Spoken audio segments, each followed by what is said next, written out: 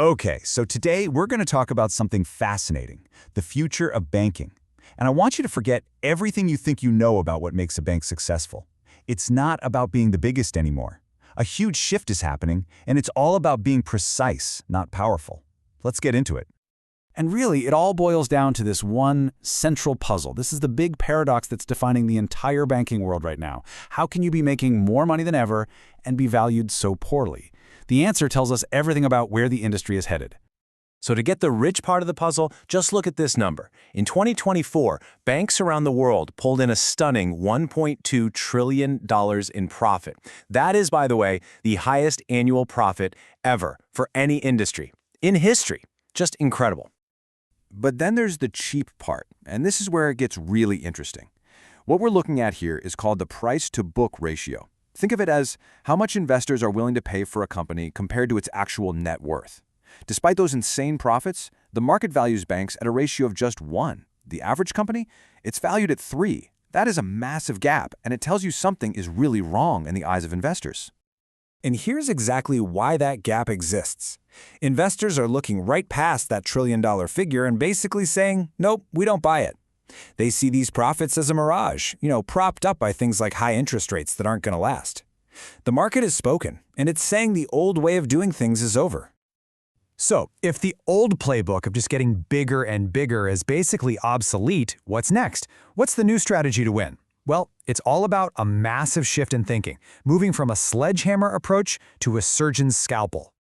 And what we're really talking about here is a pivot from heft, brute force scale, to precision. This means being surgical, being driven by data, and being incredibly targeted.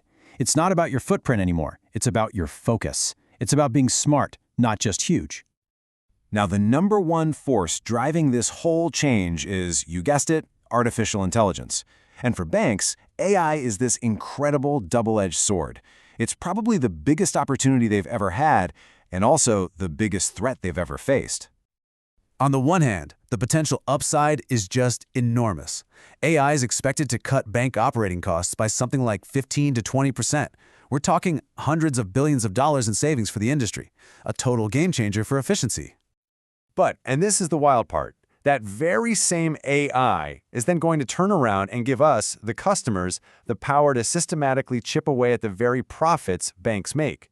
The tool that was meant to save them could actually be what takes them down.